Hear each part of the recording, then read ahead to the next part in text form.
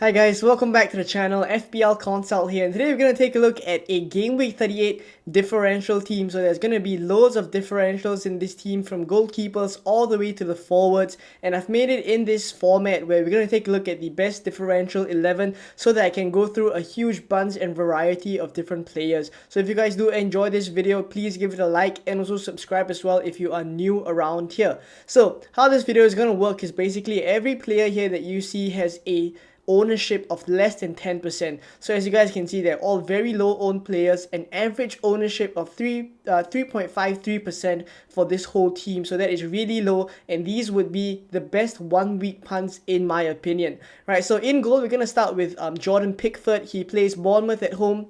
Everton are one of the teams still with something to play in the Premier League. They are fighting for survival. They are having the relegation battle going on right now. A win secures them Premier League the next season, so they are going to go all out at Goodison Park against Bournemouth. And at home, you do fancy them to get a result, especially since Bournemouth don't have anything to play for as well. Right, so defensively, I think Everton have looked pretty alright. Right, and they are a team that can kick on defensively pretty well if they do need to fight for something.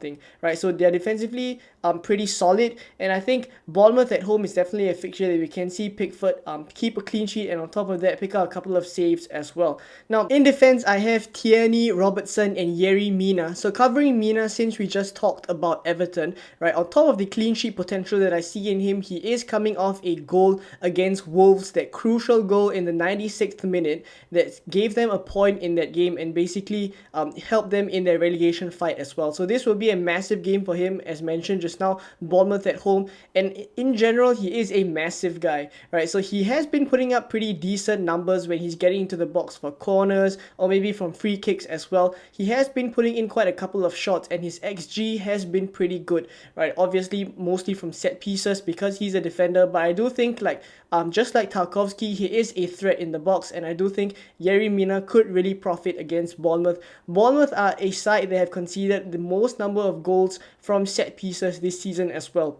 So that is an interesting stat, right? And Yerry Mina could profit from that. Now, next up we have Robertson in the middle there. Southampton away is definitely a fixture that we could see a couple of rotation going on for Liverpool, because it could be a situation where they don't have anything to play for against Southampton, simply because if by the time you are watching Manchester United have either drawn or won Chelsea, then that would mean that Liverpool no longer will be able to get top 4, and that just means that there could be some rotation there. But I think Robertson should be still secure for a place in the starting 11, right? I think 6.5% ownership for him is pretty low as well. He has been kind of overshadowed by Trent Alexander-Arnold being in his new position and getting a lot of attacking returns, but Robertson's numbers have been pretty alright as well. Of course, it's not as good as when Trent was playing in that fullback role instead of this inverted fullback, and basically Robertson is now playing a little bit more defensive, but he is still on a couple of set pieces. He is also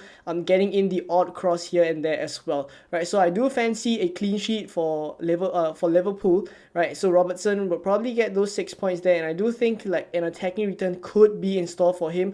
We do see in general quite a couple of goals in the final game week of the season, right? If we pick up the right fixtures, Liverpool versus Southampton, who is a team that has been relegated and have nothing to play for as well, I think that could be a fixture that we see quite a couple of goals, and you would kind of fancy Robertson to be to maybe get an assist here and there as well. Now Tierney, Wolves at home, 0.8% owned. Of course, Arsenal now have nothing to play for, right? So it is quite a low morale squad right now, but I think like Wolves at home, playing at the Emirates, you probably think that Arsenal want to put a show for the home fans for all the support this whole season, so they probably put a strong performance against Wolves, and I do think like Tierney has been putting pretty decent attacking numbers as well. In general, he is a fullback that likes to go up. He is different from Zinchenko in that in general, he likes to put in those crosses into the box, be that attacking kind of fullback, and so therefore I do think that there would be quite a couple of returns for Tierney if we do see him play in that style, right? So let's take a look now at the midfielders, and there are quite a couple of spicy picks there for sure.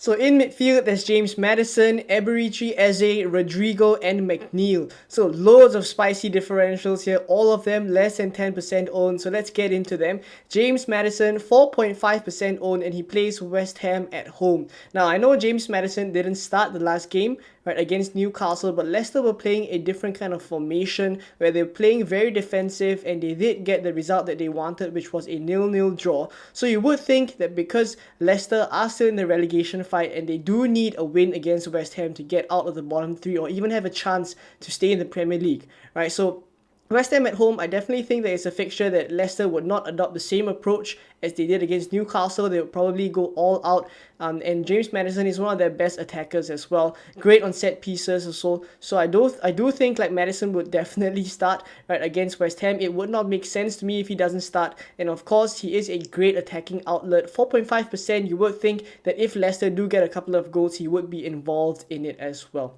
Now, Eberici Eze, I don't think I need to talk much about him. He has been on all of the thumbnails of the YouTube content this week, and it's simply because he is a great differential for Gameweek 38. Right, basically Nottingham Forest at home, 8.6% owned. Forest have already avoided relegation basically, and Crystal Palace, of course, even though they don't have much to play for, they have been putting up very, very good performances.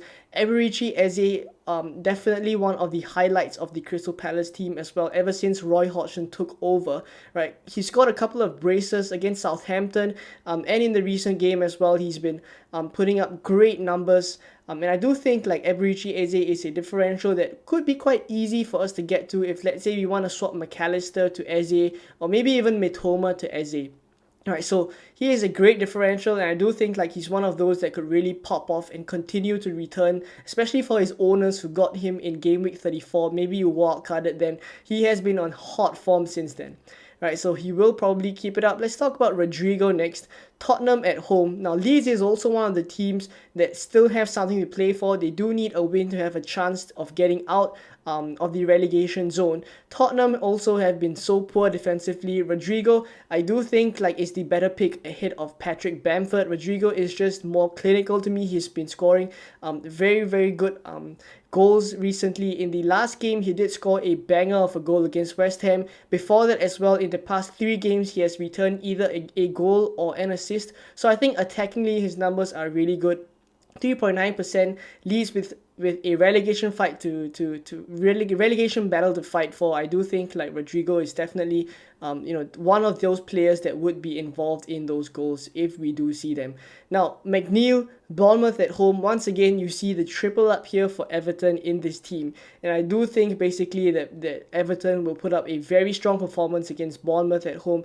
McNeil, we did see him score a crazy double-digit haul against Brighton when they won 5-1, right? And he is 0.8% owned. Now, since then, he has kind of tapered off a little bit here and there. He hasn't returned as consistently since that 21-pointer against Brighton. But that said, as always, he is on set pieces. As always, he is playing in a style that in general he is the player that's putting in the most crosses into the box for Everton. So I do fancy that McNeil would get some form of returns against Bournemouth. So let me know what you guys think of this midfield four. I think it looks really strong. And let's now take a look at the forwards.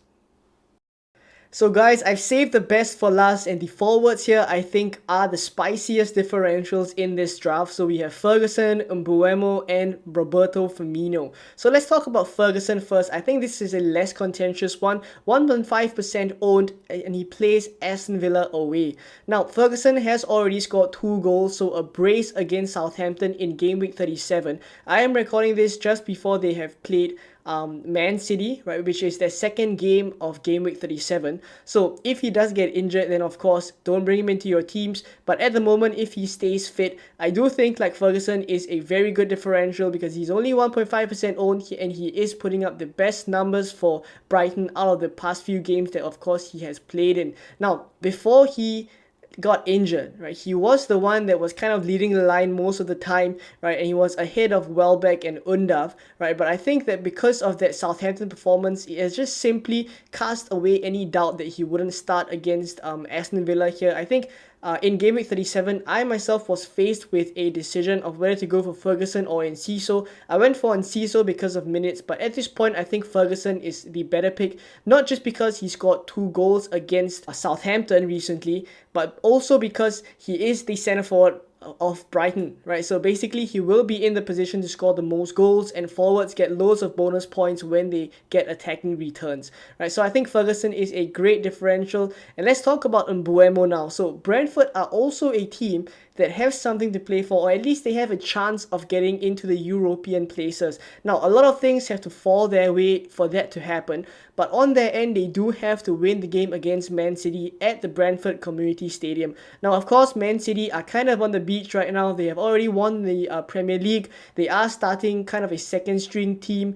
It remains to be seen the team that they are starting against Brighton, but I am recording this before the game, so I won't have that information with me. But I do know that the Brentford game is one of the games that I think we could see some rotation there still, right, as we saw in Game Week 37, right? So Mbuemo is actually a player that is also on penalties because Ivan Toney is no longer, he's suspended, and basically he can't play for Brentford at this point in time. So Mbuemo is the one that's kind of taking that centre forward position. He's getting most of the chances, and of course I just mentioned he's on penalties as well. So Man City at home, I am aware that Man City is a difficult fixture, but I do think he is a very spicy differential, because if they are to go all out, which I think they will, to try and fight for that European place, then Mbuemo is the one that I think will get the returns for Brentford, right? So let's see how that goes, and let's take a look at Firmino now. And this is the one that I think will turn a few heads, because I know he hasn't started the past couple of games. In fact, the last 7 to 8 games he hasn't even started at all. He's probably come on for a few cameos. He did score against Arsenal, and he did score in the last game against Aston Villa as well. But simply the reason why I have him in this squad, and it is based on certain criteria, basically, I will only bring him in, or I will only advise bring him in if the game against Manchester United versus Chelsea, right, if that game happens to be a result for Manchester United where it's either a draw or a win for United, then the Liverpool squad basically don't have anything to play for, and Firmino could get a chance to start a game in his last game for Liverpool, because he will be leaving in the summer, right? So you would think that the narrative is pretty strong that he will start against Southampton if Liverpool no longer have something to play for, and you can already picture him walking off in the 70-something minute after scoring a couple of goals and getting the ovation from the Liverpool fans. So I guess the narrative is pretty strong, but I still do think like he is a very spicy differential, because if he starts, I think the clinical nature of Firmino is still in him. Form is temporary, but class is permanent. I think Firmino is a class player,